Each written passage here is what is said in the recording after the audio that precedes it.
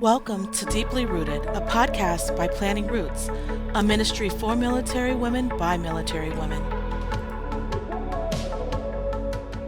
We're going to talk about Veterans Day today, and one of the things I want to get started with is just a quick explanation to differentiate between Veterans Day and Memorial Day. Veterans Day is a holiday which is celebrated on the 11th of November every year, and it is a chance to remember those who have served. Generally, it is for living veterans, although those who have passed away and who are veterans are also included in that. But generally, the focus is for living former service members of our military branches. Memorial Day is for those who have given their lives during service. So when somebody says Happy Memorial Day, it's kind of a conundrum for those of us who've been in uniform, because it's generally for us names and faces that we remember on Memorial Day. But Veterans Day is a different story altogether. It's a chance to tell the stories that we've experienced firsthand in our military life, and it just gives us a chance to share little snapshots and slivers into some of American history, because most of our involvement in military service is in conjunction with what was currently happening in the world, and therefore it gives us a demonstration what was happening in terms of communications, whether we wrote letters or whether we got to use email, telephones, now into social media and whatnot. So whether it's the communication situation, or whether it's the political situation of which wars or stressors or even natural disasters, all of those can play into the stories that veterans hold. And we today are super excited to have a chance for the three of us to be sharing. I'm KG, Kristin Goodrich. I'm the XO, or Deputy Director, at Planting Roots, a ministry for military women by military women. And today I'm super excited to have Esme Daetz and Crystal Jennings joining me. In looking and planning for this podcast for Planting Roots that will air on Veterans Day, I was thinking, okay, gosh, I have a lot of different realms of friends who have served. So first question was, who of my friends are females? Let's start there. As a Christian military women's organization, we're going to look at military women first, and then Christian as well. And then yet there's all kinds of variables within the veteran community. So I landed on the idea of asking Crystal and Esme to share with me, because we all came into the military at about the same time, sort of in the general same eras. Although we represent Air Force, Army, and Navy, we all three went to service academies.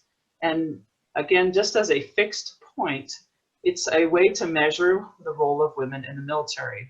Because in the 1970s, that the service academies were open to women. And then amongst the Navy, Air Force, Coast Guard, and Army academies, they had their first graduating class, the class of 1980. There's also a fifth service academy, the Merchant Marine Academy. They actually commissioned their first class of women was in 1978, so a couple years before the other four services. Now, just as an aside, there are 5 service academies today, but there are more than 5 services. And Merchant Marine does not automatically mean that you will go into the military. They go into both the military field and transportation fields. But the 5 uniform services, or 5 service academies, support the 6 uniform services. So the Naval Academy is home to those who will go on to serve in the Navy and the Marine Corps.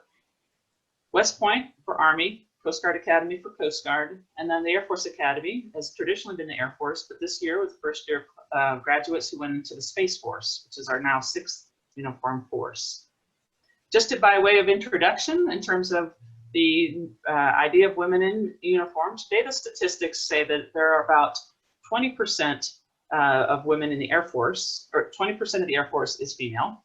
For the Navy, it's 19%, Army, it's 15%, the Coast Guard is 13%, and the Marine Corps is 9%. That's according to the DoD survey that came out in 2019.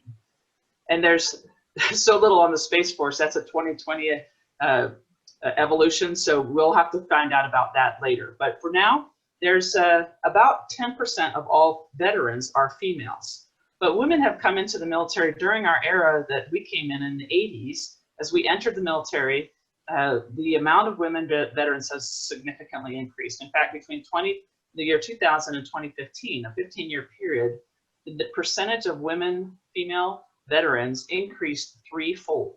And that just gives you a glimpse into the fact that for a long time, our era, we were less than 10%, but that has accelerated and now gotten us up to 10%, with the likelihood of it continuing to increase in the years ahead. So to get started, I want to have each of us have a chance to introduce ourselves. Crystal, I'm going to let you go first. You're a graduate of the oldest academy, West Point. And so just give us a little intro to yourself today, please. Well, awesome. Thank you for this opportunity. I'm happy to be here and to celebrate veterans and to also have this ministry opportunity to both women veterans and to the whole Planting Roots ministry. So thank you for having us there. Yeah. A little bit about me. If you want to know as far as where I began from my home of record, or I started in, I'm from Gary, Indiana. So I grew up there. I had three siblings. So I was one of four. I was the youngest sibling. My brother served in the Marines for a period of time.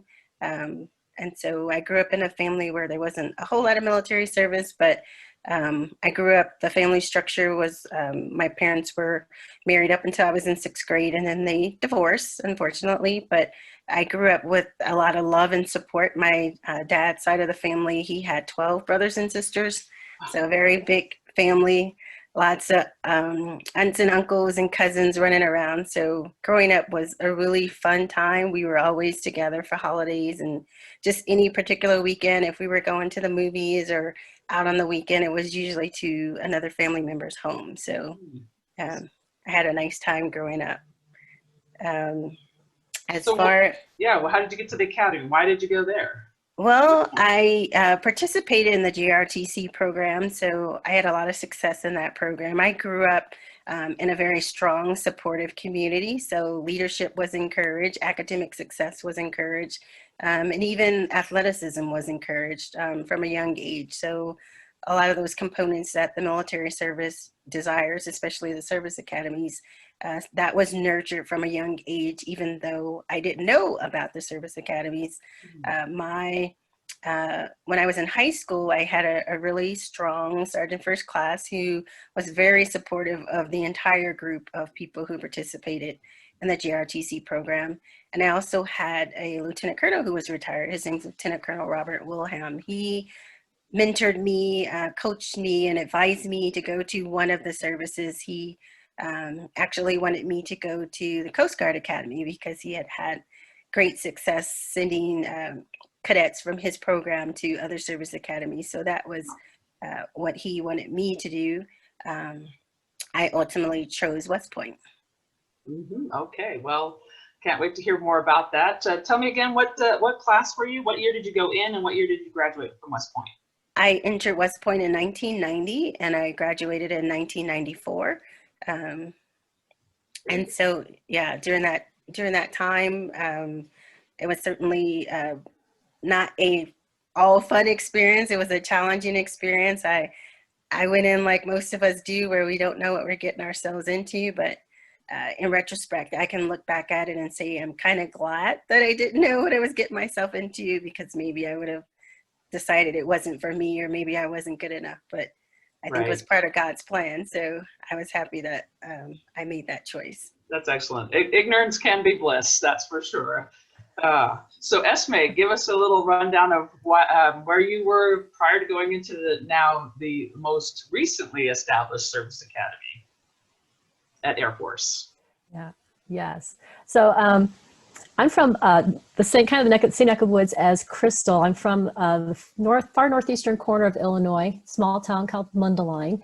That's where I grew up. My dad was a veteran. He had served 24 years in the Air Force as a radio operator, aircrew member. He did various things, and when I was growing up, I really didn't have a handle on what he did. He didn't really talk about it all that much, but then also I never really asked him that. But he did some pretty crazy things, and just one of them, since I brought it up, is that he was a radio operator on a weather aircraft, and so he would fly out of Guam and fly into typhoons and do Morse code while they're spinning up, taking measurements and data. And I asked him about, how they pass along information. I'm like, they're just passing that along over the radio, right? And he says, no, we're tapping that out on Morse code. Oh. In a typhoon, in the middle of a hurricane or a typhoon. When it's the whole, it's right, exactly. So those are the types of, interestingly enough, I find that out later, but my background is that my dad, obviously spending all that career in the Air Force, was something that kind of got me looking at the Air Force Academy. I didn't know anything about the service academies until I was probably about a sophomore in high school, while I was looking at, as a class project for one of, I think it was a chemistry class, our teacher decided to do a timeout and asked us to start looking at what we wanted to do in our future. And one of the things I wanted to do, or I thought I wanted to do, was be an engineer, get into some, a science field, liked math, liked science, all that kind of stuff. And I came across the Air Force Academy and among other colleges that had those types of programs. And so probably early on in my high school career, I started thinking about that. But one of the reasons why I chose the Air Force, or to go to a military academy, let alone the Air Force Academy, was I wanted to be independent. I had a pretty strict upbringing, but I was kind of like, the kid who stayed inside the lines. And I think that my desire was that I wanted to be independent. I wanted to be different from my next oldest sister, because I was kind of like, did all the same things that she did in high school. And one thing that she did not do was go to a service academy. In fact, my dad, I think at one point I had a conversation where I remember this conversation where she was thinking about, or my dad proposed, like, hey, you got this thing from West Point in the mail, the flyer, you should think about going. My sister's like, no way. And so in the back of my mind, I think I filed that in the back and kind of saying, that's one thing that my sister hasn't done. And so I would have to say, in a nutshell, my reasons for going to a military academy were kind of more selfish than going, I want to serve, but I think that ultimately my desire for independence, and then two, wanting to just be different from my sisters, and they're wonderful. I'm not saying that they're bad, but I wanted to do something, be somebody different. Oh, that's wild. So this is super fun, because we all, tell us again, what year did you go in and what year did you graduate? Sure. I entered in 1987, and graduated with the class of 1991, bold gold. Okay. And I'll just take the gold and go to navy blue and gold, because what can I say? Of course I do that. So I'm a Naval Academy graduate, and I am the class of 89. So that means I went in the summer of 1985. I was born and raised abroad, and so didn't really understand a whole lot of Americana culture as Americans would consider that. In fact, I'm notorious for not knowing movies or cultural references from that era when we were growing up. I just totally missed them. But I did have this idea of patriotism. I grew up overseas as part of an international business family, but my dad did continue the Naval Reserves while we lived abroad. In fact, my parents met and married in Tokyo, Japan, after my dad had gotten out of the Navy and returned to Japan. My other grandparents were part of Westinghouse, another international business community, and so I have a very strong overseas experience, and I think part of that led to an appreciation of of military service, or just of service to America. Between my junior and senior years in high school, right after we took the SATs in our junior spring, I went to Sweden as an exchange student. And when I came home, I had a big old stack of catalogs. That was in the day where they would mail catalogs after you checked the box on the SAT form. And I decided, I was living at that time, we were living in Ridgewood, New Jersey, northeastern New Jersey, that I was going to sort through those catalogs by finding schools that were within 2 to 6 hours away. Now, West Point was just up the road. It was definitely less than 2 hours away, so no way was I looking at West Point. And I do enjoy the fact that I didn't realize there was an Air Force Academy, because that was way out in Colorado. So the one that did land in there 4 hours away was the Naval Academy. I set myself some really low expectations. My expectation was to go get in shape to play soccer at another college, an all-women's college, Mount Holyoke College, because I was convinced that there was no way I could make it academically, or that I would just fail out. So I went with super low expectations, and that's just kind of a fun thing. But in my case, my faith journey really is simultaneous to my military journey. So Crystal, you mentioned something about that God had you going to West Point as opposed to Coast Guard or something else. Tell us a little bit more about that. Where were you kind of faith-wise at that 18-year-old juncture? Well, I certainly grew up in a church environment. I was raised in a Lutheran church, and like I mentioned, with my dad's family, a very strong Christian background. We had family members who were very involved with as music ministers in their churches. So my exposure was pretty diverse as far as what I experienced in church. But our foundation was made in the Lutheran church. So when I showed up to West Point, I was just having a conversation with a cadet mom today about how the cadets don't go to church from formations. And so church was always one of those, you can go to church, you can get lemonade, you can get cookies, you can get away from mean people. So it didn't seem like there was anything to think about. So I definitely, when I first went there, I started going to the Lutheran church. As far as a journey, I had a very significant thing happen during my early years. My second year just in December, just before the Army Navy game, my mom passed away.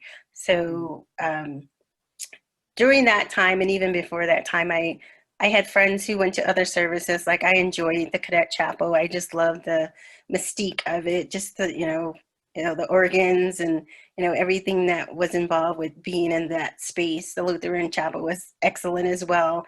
So I often went between those services, and sometimes it was more of a buddy thing. Where's your buddy going today? Sure. So oftentimes I had a friend who was also Catholic, and she hadn't been through her whole catechism. So I supported her in that. So I would go to church with her for a period of time. So it was very familiar. It wasn't uncomfortable because I had grown up in a Lutheran environment. So I recognized myself as a Christian. It wasn't a Christian guessing kind of thing. My dog tag said Christian. It was kind of like, that's how you knew you were a Christian back then, right? And Right. you just went to a church. So as far as a journey, God certainly grew me through the challenging times of, trying to figure out life without my parent, who was my main caregiver. And just being so far away from home. So I was able to lean on my church family. I was able to lean on my family. And just even church was an opportunity where I often used, while I was a cadet, to grieve. I actually would go to the Lutheran chapel and I would cry and cry and cry. And then I would, after a while, I think that's why I stopped going because it just put me in a place where I could grieve for my mom. And it was just too sad for me. So I did try some other outlets, and I also got involved right away in the West Point Cadet Gospel Choir. That was an opportunity where there were people who were very similar situated, especially the freshmen. We were all struggling, and that would be a time where we could lean on each other through song and through prayer and just support one another. So that was a part of my experience that I definitely appreciated while I was a cadet. So my faith certainly continued to grow. I think when we're cadets, and pretty much life is easy, everything's provided to us. So we're doing things on our own. And so certainly I continue to make the choice to worship and to learn about God, and sometimes going on Christian retreats that were offered.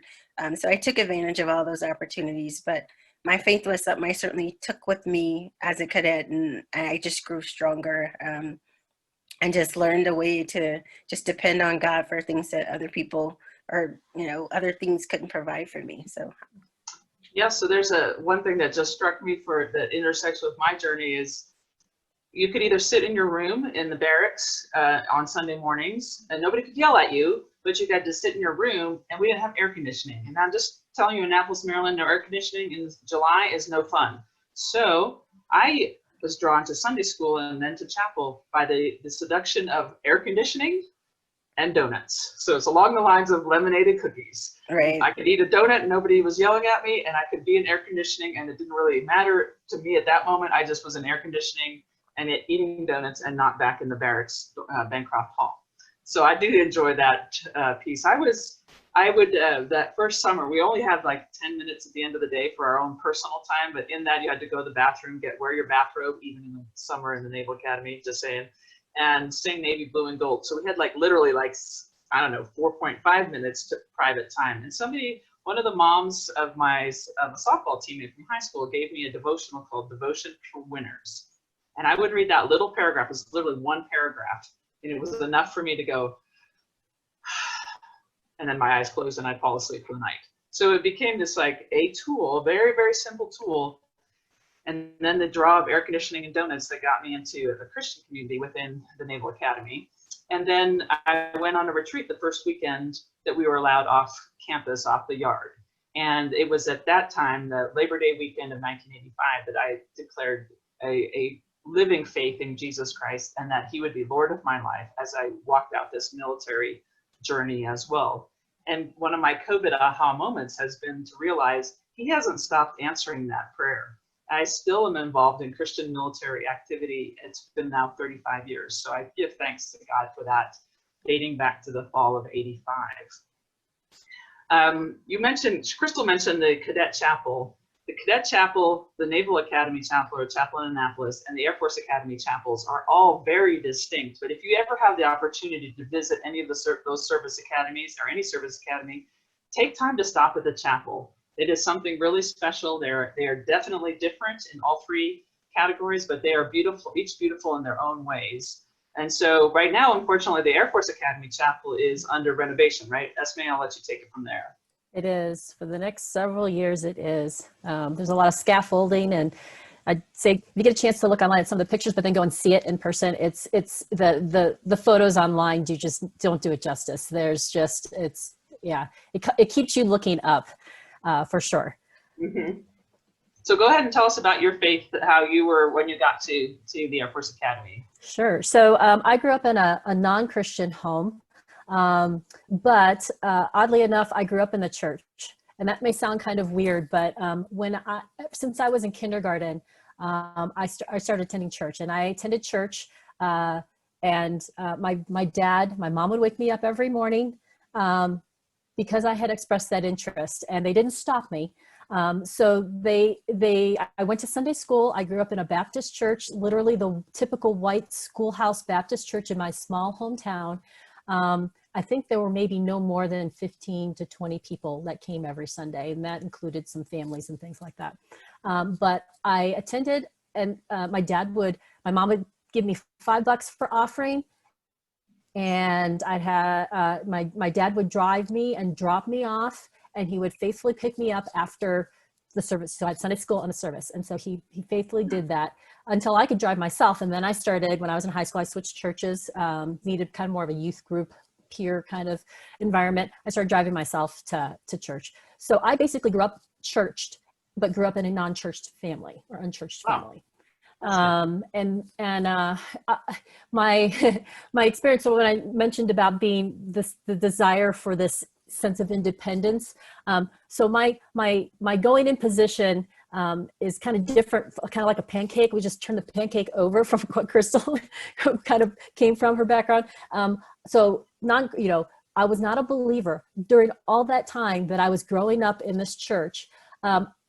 It was all knowledge. I could find any book, any Bible verse in my King James Bible that my Sunday school teacher, which I still, by the way, have, gave me at the time, Red Letter Bible, King James. I heard the salvation message a gazillion times because there's always an altar call in a Baptist church. And I was not a believer. I was not a follower of Christ. When I hit the academy, okay, so independence, want to be different, want to be independent, need to be in control of my own life. Right. I actually tried out, Crystal, for the choir. And I went in there with a huge sore throat. I could read music. I played piano, played clarinet, so I could read music. I wasn't the best voice, for sure. When I went for the audition, I definitely wasn't. I was like very hoarse, but I made the choir. I chose to not attend chapel at all.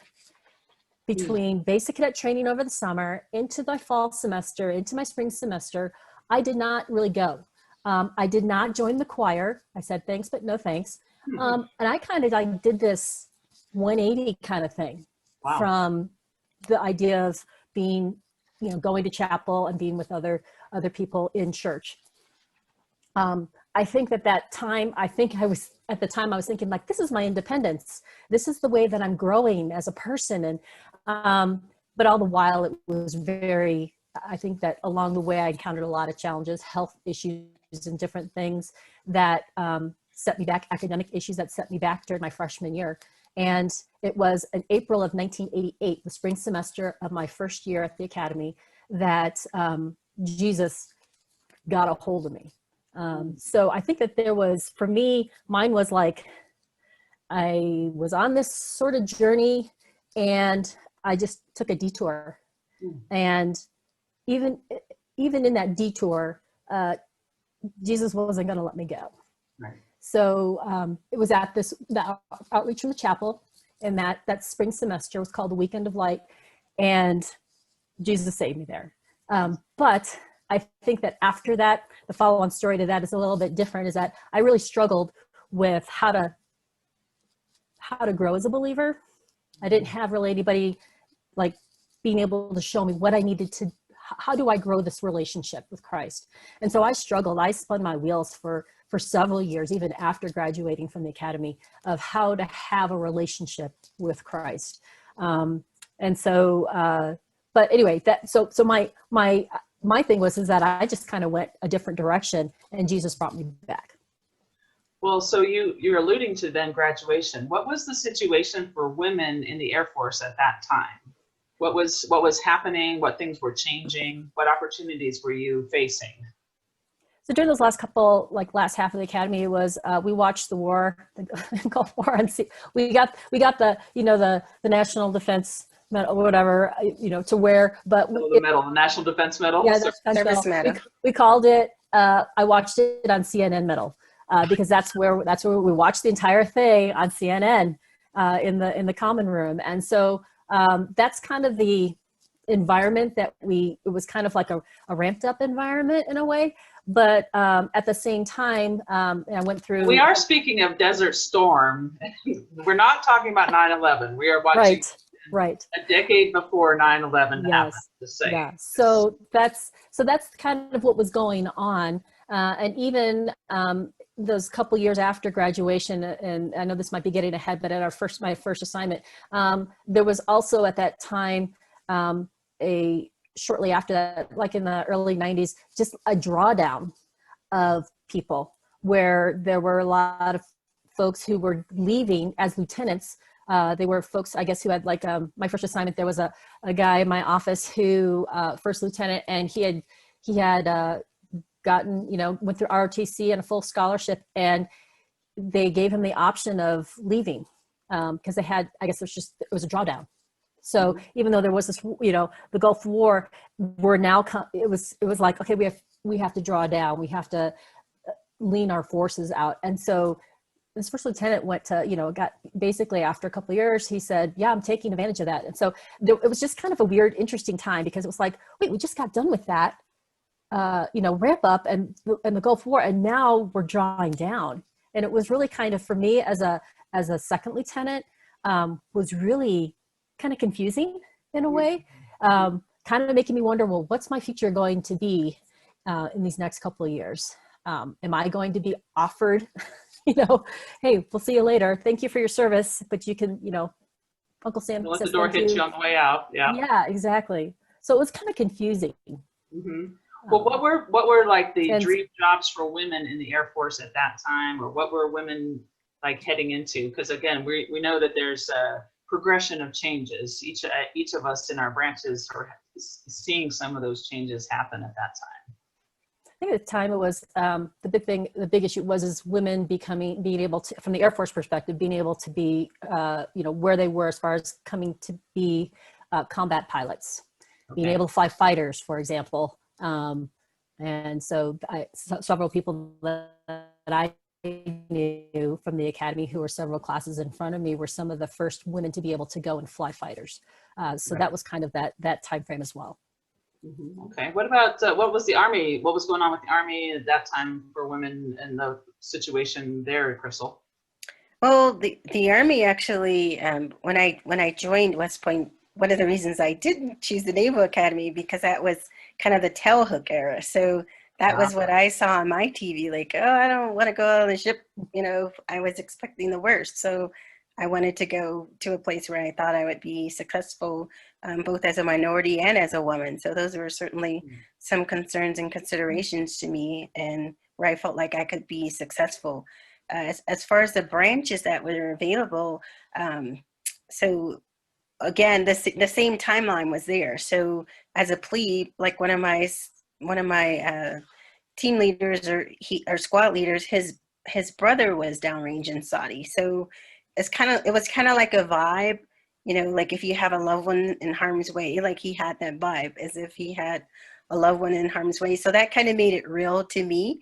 And of course, it was the drawdown. And at the academies, we were getting stuff, mostly food, shipped back to the academy, and things that people had sent overseas that needed to be redirected. So it was kind of like things were spinning up, and then all of a sudden they started turning around and coming back to the United States. So that happened, that drawdown happened. And actually many of the cadets that were there as senior cadets, when I was my first or second year, they did have those opportunities to get out quickly. So it was very interesting to see that quick turnaround of people and their officer lives. But for me, I was not thinking like, what's this going to mean for me? I really didn't expect that to impact me per se.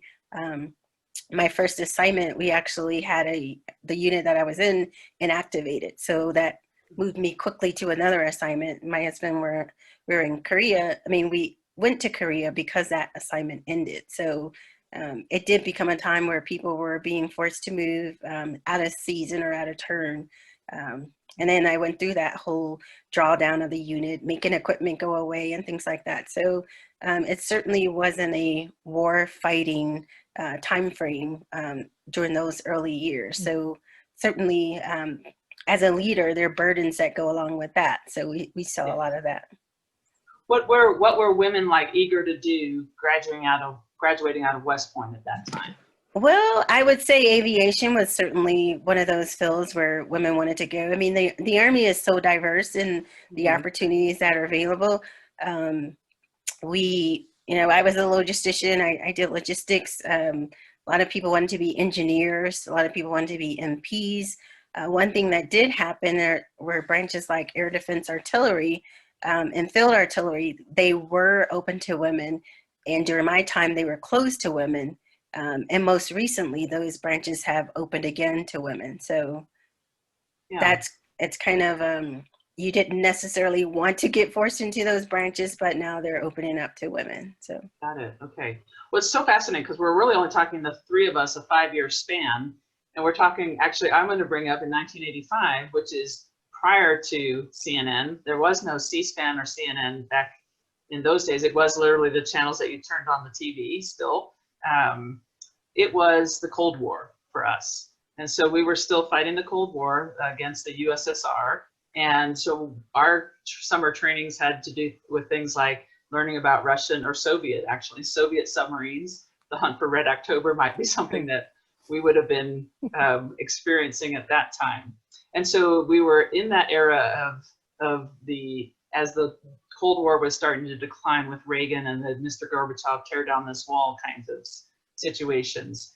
And when our female classmates were, most women were like the go do this would be to go to surface ships, which we were excluded from warfare ships. It was support ships, as well as helicopters. There were not any Navy aviation places. And then similarly with the Marine Corps, very limited choices. And it's certainly no opportunity for women to go submarines, which has since, all of that has changed as well. And for me, I went in what was called General Unrestricted Line. It has the unfortunate acronym of GURL. And if you sound that out, it sounds like exactly what it sounded like, girl. So I was a girl who went girl, which was considered to be, not good at all. But for me, it was a prayerful decision. It was something that I was well suited for in terms of a intersection of my personalities and the ways I've been uniquely, creatively designed by God, that was a super great fit, and I wound up going to Panama as my first assignment. Combat exclusion was still in place at that time in 1989.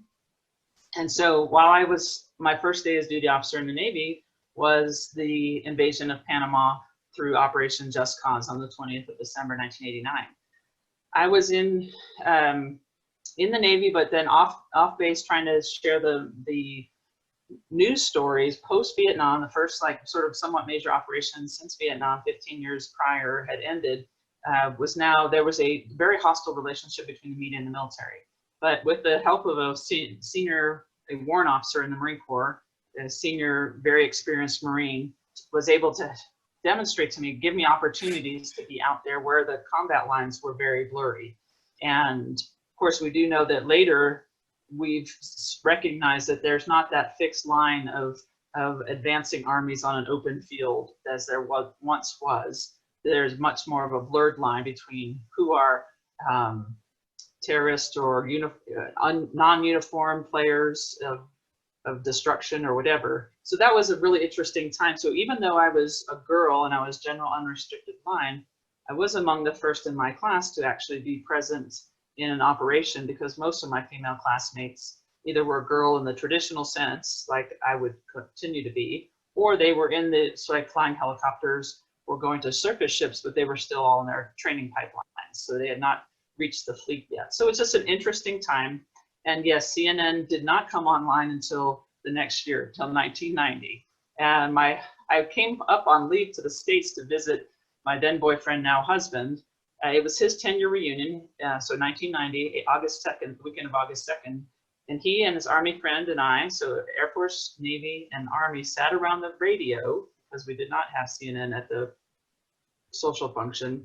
Literally, the disco ball is turning in the other room, and we're listening to the invasion of Kuwait, knowing that our lives as Army, Navy, and Air Force have just irrevocably changed. It will be a totally different world going forward, but literally looking back to the reunion, it's the 10-year reunion, and everybody else is having a grand old time. It was a really good demonstration for me to see the difference that our military lives, as in our early 20s, had sent us on a trajectory that was going to be distinct from our high school classmate peers, for instance. And certainly the world is changing so quickly. The winter, or that December of '89, is also when at around that time is when the Berlin Wall fell, the overthrow in Romania of Ceausescu. So the whole Soviet Union started to crumble. So it was just a very interesting time, which I do think drove part of the drawdown. And then Navy also, just as an aside for that tailhook incident, it was a naval aviator drunken fest that made national news, rightfully so, for the atrocious behavior that happened during that time. So now so we've kind of set the setting of what was going on in the world. One of you want to just jump in and tell a little bit more about your first assignment and why you selected the career field you went to, and did you stay in that career field as well? I can Sure, start. I can talk about that. Well, Go ahead. I'll thumb wrestle you for it, Crystal. I yield to the lady in red. go for it, Esme. Thank you. So my first assignment was actually my career choice. Went into intelligence, operational intelligence. That actually was a decision I made pretty early, or maybe about halfway through or so. I started, my husband and I were, and I affectionately back then it was called Falcon Love. I had met my future husband at the time we were dating. He was a year ahead of me, Dan, and he wanted to become a fighter pilot. And so when we were dating and we were talking about getting married and things like that, it became clear that I would have to, depending on my career choice, might determine whether or not we are assigned together or we're assigned apart, going to have careers that go in different directions. And so looking at kind of what we were planning together in our future together, that kind of brought me to, okay, well, I gotta be thinking about career field. I already knew that I was not pilot qualified because of my eyesight. So that's when I mentioned earlier, I was thinking engineering. I tried that my freshman year and found out I was not suited to engineering and did not want to do that for my career. So I actually went and started looking very early on and knew about the intelligence career field, thanks to my academic advisor who had been an intelligence officer as well. So at that point in time, when I was a junior, and Dan he was in a senior year at his last year and getting his assignment for a pilot slot.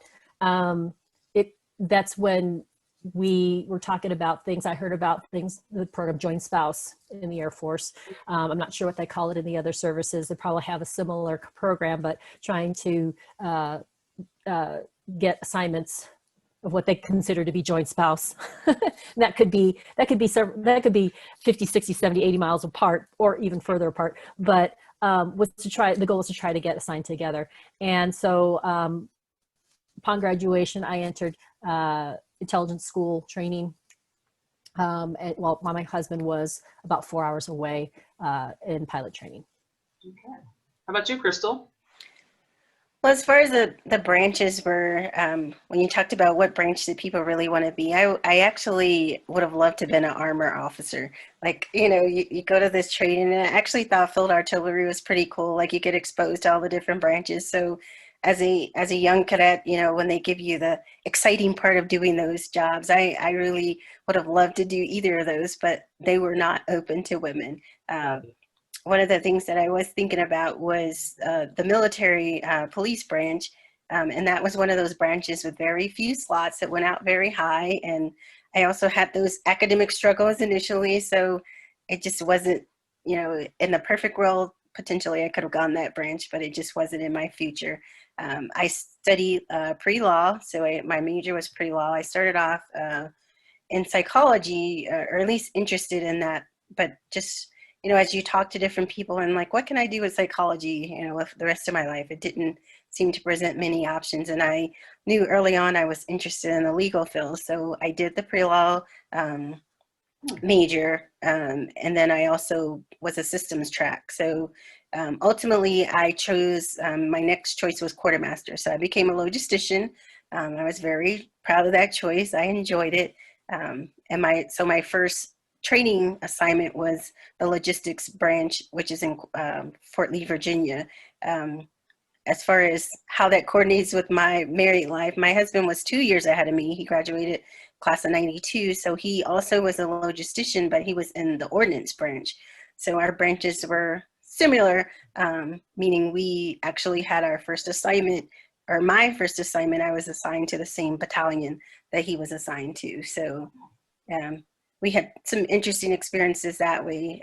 Starting off that way, we went to Korea together. And then what ended up happening is I was a little bit ahead of my timeline.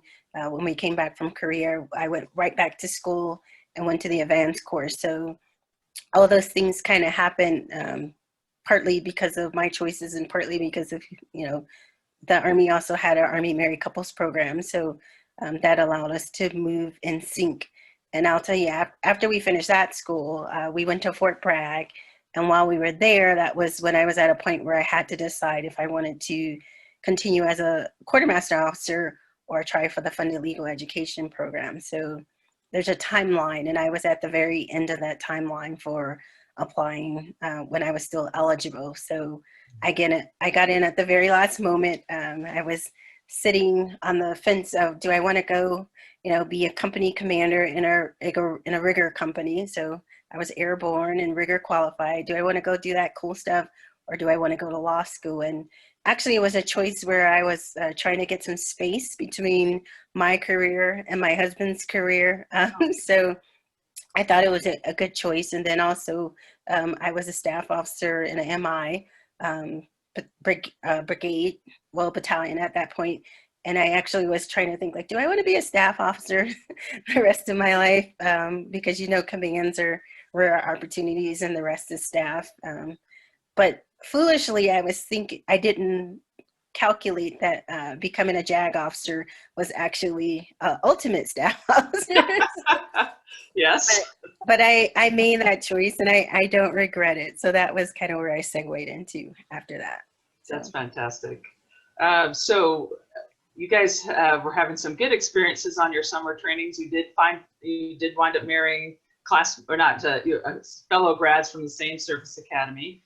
Mine's a little bit of a different story, as oftentimes these veteran stories have overlap and then they're distinct. My senior year, going into my senior year, we had a summer training prior to that, and I was aboard a ship. Now that summer, or that spring, sorry, that particular class of ships had opened up. It was called an AFS, or a Fast Combat Store Ship. It had previously been warfare only, so only men could be on it. It just opened up for women, but women were they were in the pipeline for the surface warfare schools. They hadn't arrived as permanent party aboard the ship. So my summer training, I reported aboard this ship, and clearly, immediately, I was the only female on board, and there was the skepticism of, are you sure you're on the right ship, to the XO of the ship, who is number 2 on the ship. He had us come to his stateroom, myself and 2 other guy midshipmen.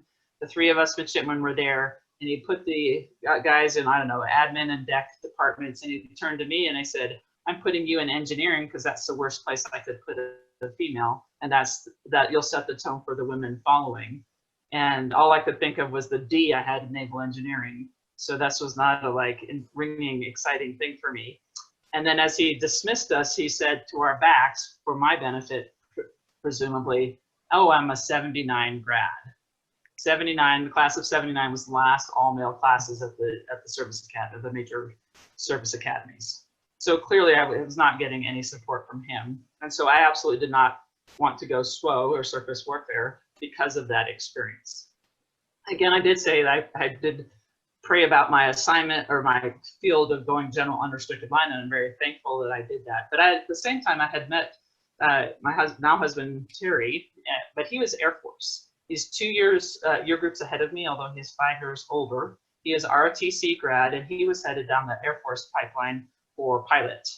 Now, when we subsequently got married several years after my graduation from the academy, I could not exactly fault the Air Force for not being on the coast, nor the Navy for not having bases in places like Texas and Kansas and other places that we wind up serving, because it is quite far from the ocean. So it was a very simple yet difficult decision for me subsequently to get out of the Navy in order to be an Air Force wife, because it just didn't seem, especially in the early 90s, that trajectory looked like it had any degree of hope.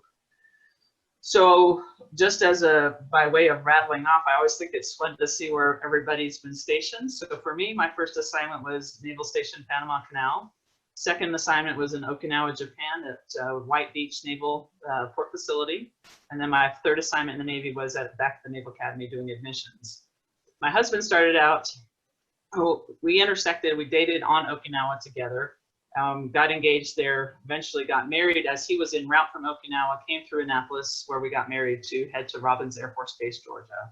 Once I was able to get out of the Navy, then I joined him at Robins Air Force Base. We had our first kid there. We then had 2 more children born at 4 years, during our 4 years at Andrews Air Force Base. Then went to Ramstein Air Base, Germany, Maxwell Air Force Base, Alabama, then Laughlin Air Force Base in Del Rio, Texas, and our final assignment was at Fort Riley, Kansas. And yes, we got to go on an Army post, and it was very interesting. The whole ranks, we were old, and our ranks sounded like they were Army ranks, even though they were Air Force. And so we would get people assuming that we knew everything about the Army, and we knew exactly nothing about the Army. So we had a very intense crash course as our final assignment on active duty. My husband is from northern Colorado, so we came to Colorado Springs, and that's why we've been living here for the past 10 years. I want to say just one really quick fun story. So my roommates, though, two of my roommates from the Naval Academy went surface warfare.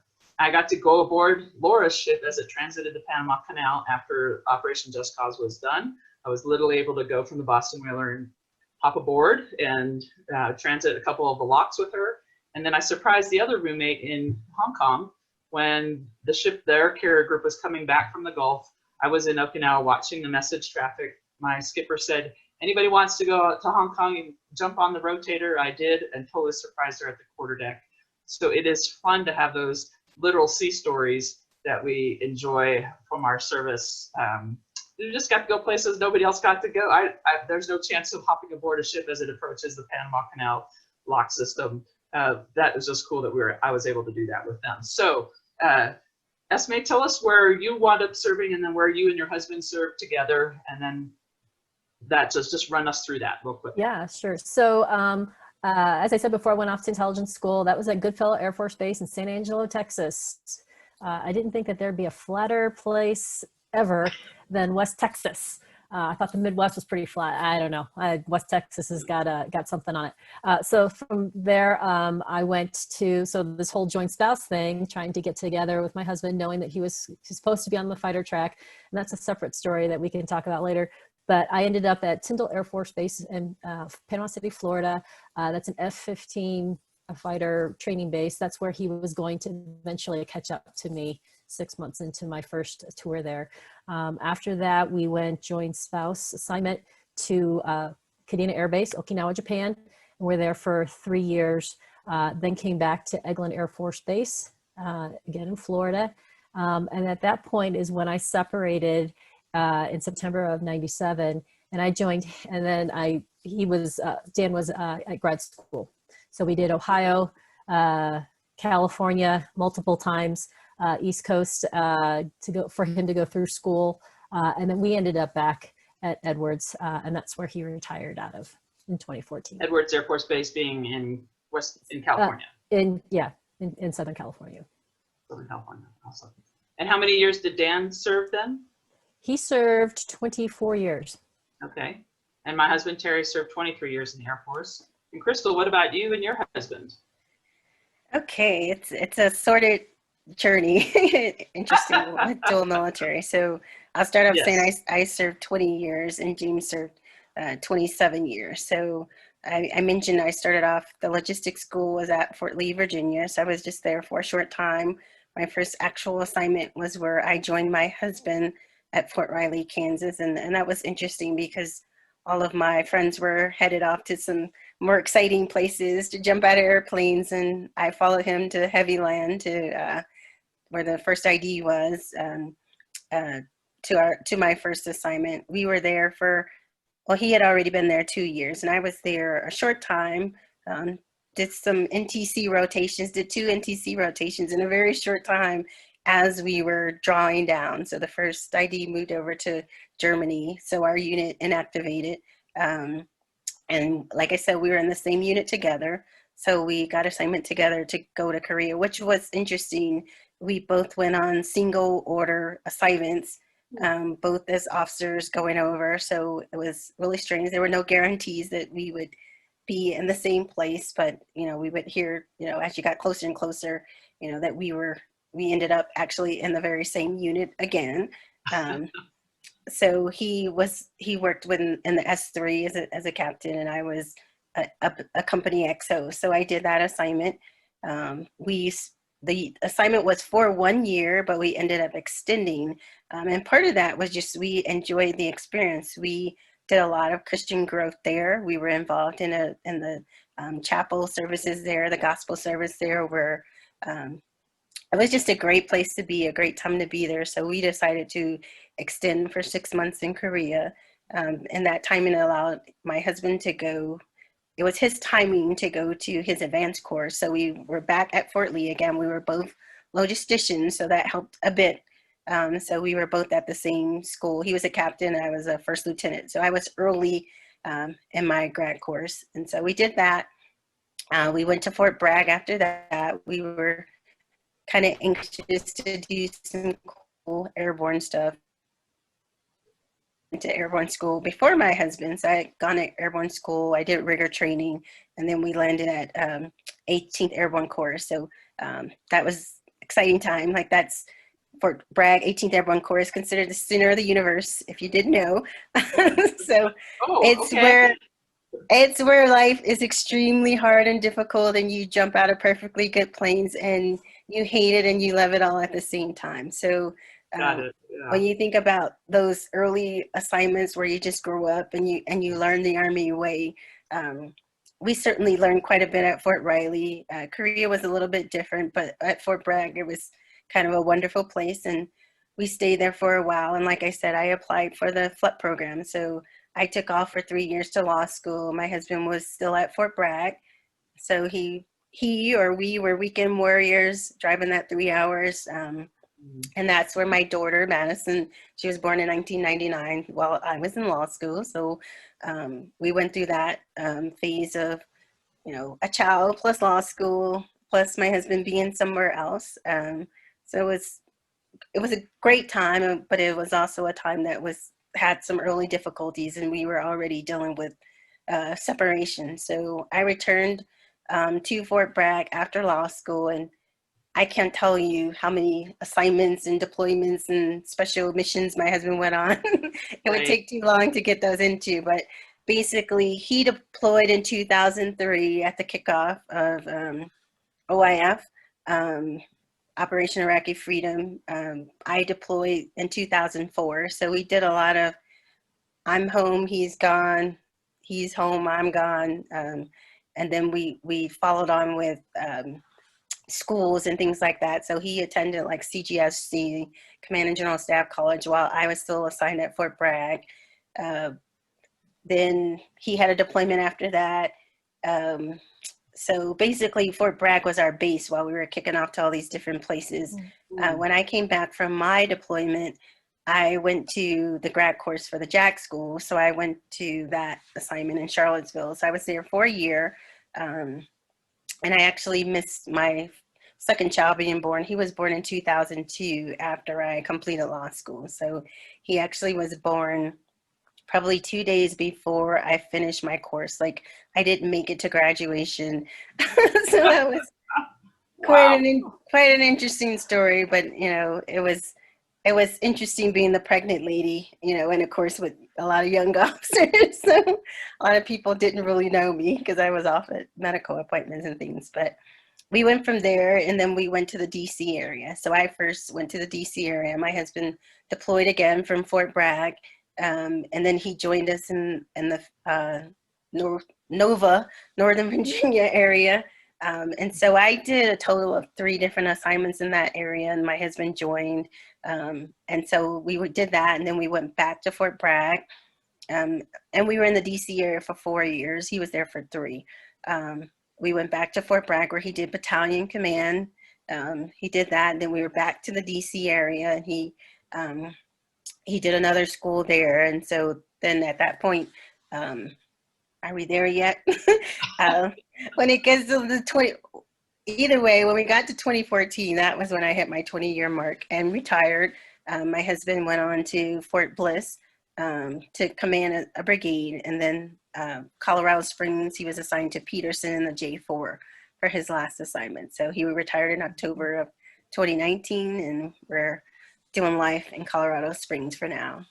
Awesome. Wow. See, it's just lots of stuff. Yeah. I was going to say, Crystal, I was going to say that it sounds like, yeah, you had a lot of times where there's this orchestration of trying to get you guys together, even for a couple of years at a time. And amid those, you're dealing with deployments and different things, but it sounds like, you know, that there's this, not just your marriage, but even just the marriage of your careers of trying to keep the family together, get the family together. And I didn't know how to trust that whole system, because there was a system in the Air Force to do that. But I have to tell you, just real quick aside, is that on our assignment that we were trying to figure out, when I was at my first assignment at Tyndall Air Force Base in Florida, my husband was going through training, and it was going to be a short turnaround. Normally you're supposed to be there for 2 years in an assignment before you can move on. I was actually being released by my squadron commander after, at that point in time, would have been a year in my assignment, to go with him wherever he was going to go to a combat unit, flying unit. And so the picture is on the assignment night, which is that his training, his graduation, they kind of figure out, okay, where are we going to parse you guys off to go fill these, you know, planes, these, you know, cockpits, other places. And picture this, I'm at my office sitting across from my flight commander, the major, in his office, and my husband is down the street. You could probably walk it in about 5 minutes. He's at his assignment night, and he's on the phone with me. And I look across the way, and my flight commander, the major is on the phone in his office with the personnel assignments folks in San Antonio, Texas. And we're doing this on an afternoon, probably, I don't know, it was probably a Friday. So the fact that this is actually all happening on a Friday afternoon, that we are all on the phone with personnel in Texas, talking, and he's talking to the intelligence personnel folks. And it's literally my husband says, well, this is what's available. It's these different, this 4 or 5 different places. So I communicate that across the office to the major. He's talking to San Antonio personnel going, this is what's there. And they're like, oh yeah, well, it looks like we do have two slots that, Lieutenant Daetz could fill over at Japan, which is one, Kadena Air Base, Japan.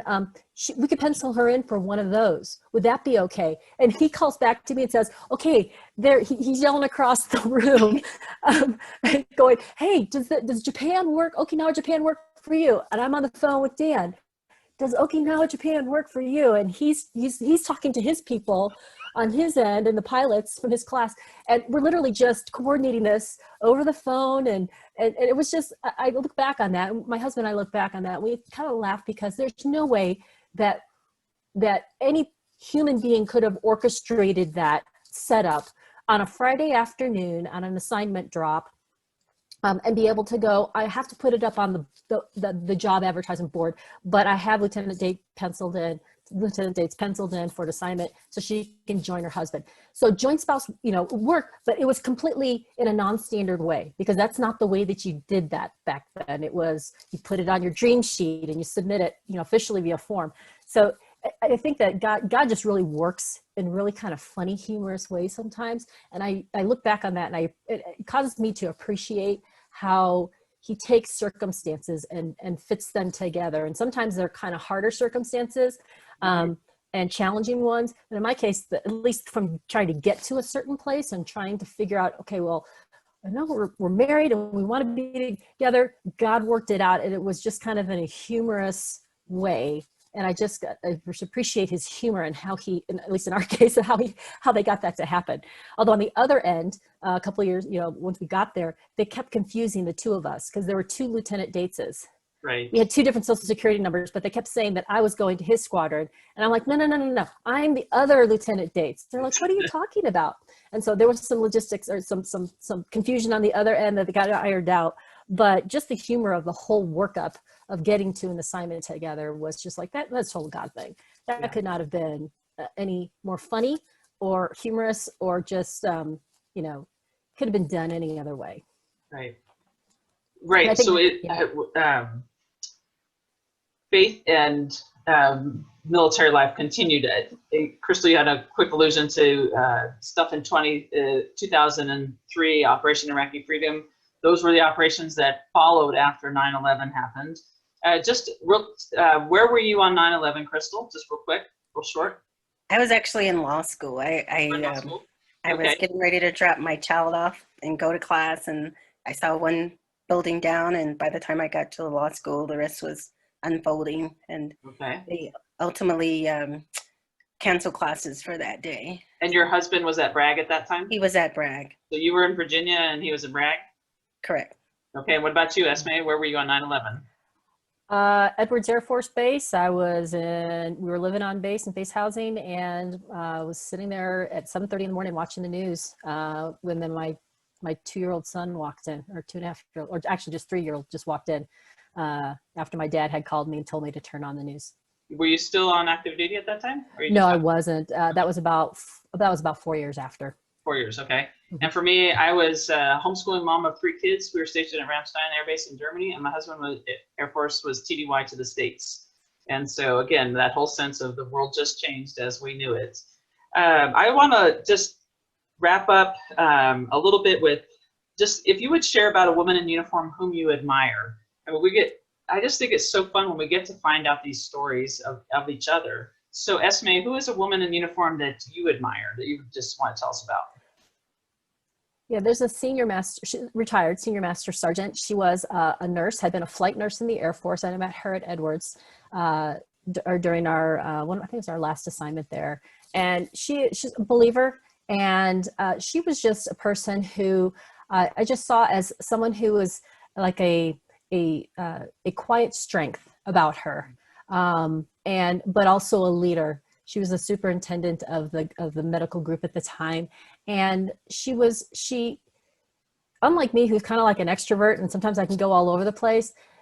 She was very just even, and I loved that about her. She had a gentleness, a gentle strength, really, that drew me to her. And I could just see just her heart, and the fact how she got to marry or to join up the two of serving in the Air Force as a nurse and also serving people who are needing medical help, whether they're injury or whatever it is. But she got to marry those two things together. I'm not saying that other career fields don't do that, or my career field didn't, but hers was really kind of like an example of she got to take care of people in that physical way, but while also taking care of people in a leadership kind of role in a way. And I think that spoke to her gentle strength that I saw. Right, and that's coming out of a foundation of faith as well. Right? Yes, Built absolutely. on a foundation of faith being key and essential. Awesome, that's so great. How about you, Crystal? Tell us about a woman in uniform you've admired. I felt like that was such a tough question. And the reason why is because there's just been so many women on my journey, and the people that I cling to are usually women who we share faith. But I certainly, if you don't mind, I'm going to highlight two ladies. One, she's also a retired master sergeant, which is kind of cool that you have that same comparison. But we met in Korea, and our journey took us to, we attended church together, and then we were at Fort Bragg together. And we had our home in Bragg for over 8 years. Like, we were coming and going, but that family was consistent. And my first interaction with her husband was in Korea first. That happens oftentimes with dual military. One spouse will be there and the other spouse is trying to come and eventually comes. And so my introduction to them was she had settled her children and she had come over. She's actually a Desert Storm veteran, so she had been there, done that, had stories about that, but just a woman who had experience in serving the Army well, awesome athletic PT type. She just knew the Army in and out and was a great military resource, both she and her husband, and just that relationship has continued, and just her role as a spiritual mentor has kind of changed. Like, sometimes I need a mom, sometimes I need a sister, sometimes I need a friend, and she's kind of there for all those things. So I really appreciate that about that relationship. And another thing we talked about is just some of our intersections with military spouses. So when we were at Fort Bragg, again, brand new, pretty brand new to the Army, but brand new to Bragg, our neighbors across the street, they moved in after us. And so I was the kind of person who didn't mind going knocking on the door and like, what's going on? And that's one of the things that we all love about the military community, how we love and support. But this particular friend, she was a reservist. And so that meant sometimes, in my free time, I was helping her do running and stuff like that. So and they had small children, and her children would always be at my house. But nowadays, that relationship has continued since the early 90s. And what I would say is, or the mid 90s, I should say, if I need somebody to, if I'm calling and I've got a moment, she'll pray with me. It was like, okay, we need to do a fast. She'll fast with me. If I'm going through something, here comes a book on, her own personal book on spiritual warfare. So I enjoy both of those ladies so much and appreciate them because, it's awesome to have somebody in your life who will always point you back to God. And those ladies have done that for me. That's so cool. So I'm going to take Esme's 1 and Crystal's 2 and raise you to 3. I'm going to use the third one to finish. We'll introduce our final question. The one as fun is Admiral Grace Hopper. She is not a Naval Academy graduate, but nonetheless, she was one of the first women to work on computers, back when computers filled an entire room. Okay. And they had little tubes that would heat up with energy. And so she told the story when she came to visit the Naval Academy in the late 80s about how the moths would land on those vacuum tubes and the tubes would burst overnight. So in the morning, they'd have to go around debugging the computer. And that's where the term debugging computer comes from. I still remember her coming to tell that story. We just opened at the Naval Academy our new cyber hall. The guy in charge of the cyber department is a Naval Academy classmate of mine, and it is the first building to be named by in honor of a woman at a service academy. So Hopper Hall is the newest building on the Naval Academy and is in honor of her. Also, just want to do a shout out to Colonel Kristin Aguilar.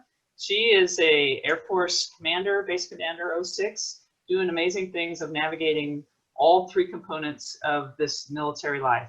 She's in leadership and in command.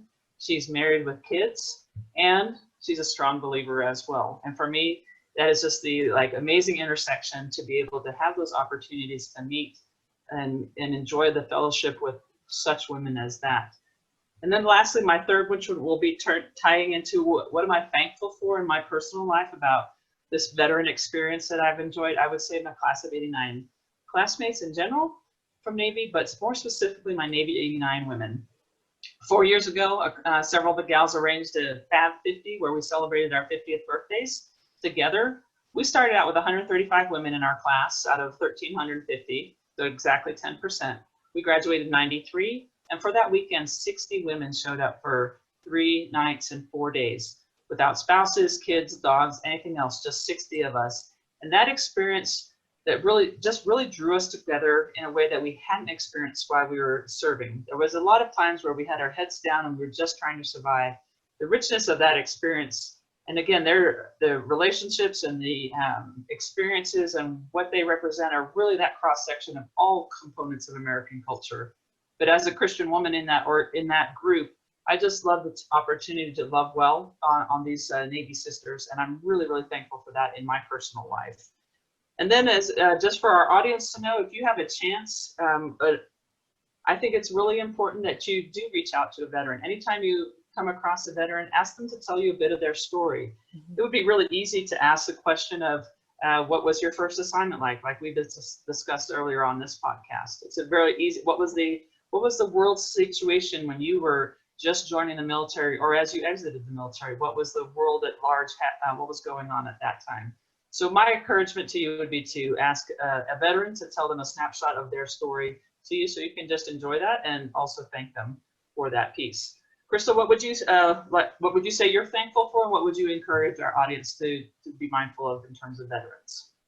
Well, I would definitely say that this opportunity has reminded me to be thankful for just a whole array of people that I've encountered on my military journey and how my faith walk has intersected, the opportunities where you had to pray for soldiers, deal with losses, grieve certain things, all those different things that you experience while living in life. There's kind of a sweet spot in the military because you encounter people who care about you. And one of the things I said in my retirement, when I lost my mom, I really believe the military became my family. And so after retiring, there's a certain loss. Those relationships continue. We do some amazing things with my classmate of 94, and the women, we have some special things going on too. And certainly we've been able to draw closer, oftentimes not just to celebrate wonderful things, but to deal with losses. And so our difficulties or illnesses. And so as life happens, I'm very thankful that I have my military family and that we're still caring for each other. We can still call on each other. Like I said, I know who to call on if I need prayer. I know who to call on if you need the simplest of things. That the military life has afforded me that family, not only a military family, but Christian military community that I can still reach out to even in my life today. So I'm super thankful for that. And go ahead. Just a message to the general community. I think that people should encourage military service. I think it's still a wonderful option. I'm excited for the opportunities that I have to engage cadets, even the Air Force cadets. Since I'm in Colorado Springs, I think we need to continue to encourage our youth to a lifetime of service to our nation. That's something that we want to encourage and inspire. We want to care for those who are in the thick of it. As I was telling my husband was here and I was there and all those different difficulties, we need to continue to support the military while they go through those challenging times. And then we have a whole veteran population who have served and who are dealing with losses. You know, those are physical losses, emotional losses. And I just read something about unpacking. You know, you're unpacking your last military move. And it talked about the last thing that people have to unpack who were in the military and their service comes to an end is all of those losses. They need safe spaces to grieve. They need a supportive community. They need new purpose. So all those things that people are dealing with who have served, I just want everybody, like you said, if you have an opportunity, talk to a veteran, welcome them into your home. If you see that they have a need, try to meet that need. Amen. Yeah, spot on. That's awesome. Thank you for sharing that, Crystal. Esme. Yeah, so I am thankful, at least from personal life, is just having Jesus kind of meet me where I was at the time. And at that time, I was just kind of doing things on my own, thinking that I could just do things independently and things would go okay. And even after that, there are times when I would feel that there would have been a bit of identity crisis of being this believer who really didn't have a whole lot of truth about how to live out that life while being active duty. And then now, having been on the backside of actually experiencing growth and a growing relationship with Christ, is being able to look at it and say to others who are like Crystal was saying, just reaching out to a veteran, but understanding that there's struggle there. There's probably hardship and like Crystal alluded to, loss, highs, lows, things that are difficult, challenges that they overcame, but to be able to try to express how, at least in the military arena, is just there's a community there. There's an automatic identification where you're kind of talking the same language, and it puts people at ease. And for veterans to be able to communicate in that way, especially if they've had a tough time, is to be able to talk about those things that you have in common, or be able to say, connect with them on a level that that goes beyond thank you for your service, but thank you for who you are and what you bring, and to be able to desire to express that community sense that we've served maybe at different times, but we have served, and we had that in our history and in our blood. And so there's that common sense of we can talk, and that I'm a safe person to talk to, because sometimes that's what people just need, is they need to feel like they're safe to be able to share. Right. Well, this has been so much fun. I swear we could spend another day talking about any of these things and leading to further conversations.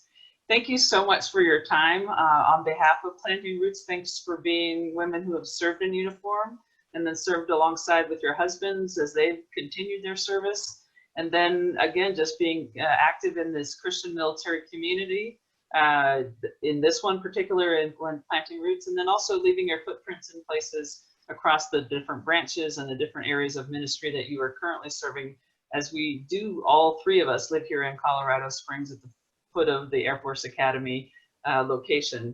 We just are super thankful for our military experiences, I would say, on behalf of all the three of us. We thank you for taking the time to listen to our stories, and we pray that it would be a time that you would reflect on yourselves, to just see that no matter whether, again, highs or lows, challenges or successes, that Jesus has been there with you, God has been faithful with you, and that in all of that, he can continue to meet your needs going forward. And we just thank you for this time, and wish you a happy Veterans Day. Thanks so much. Thank you for joining us on Deeply Rooted, a podcast by Planting Roots, a ministry for military women by military women. Don't forget to hit the subscribe button and join us on all social media platforms, or drop over to our website, www.plantingroots.net, to sign up for our Planting Roots newsletter. You don't want to miss the inspirational and practical resources developed with you in mind.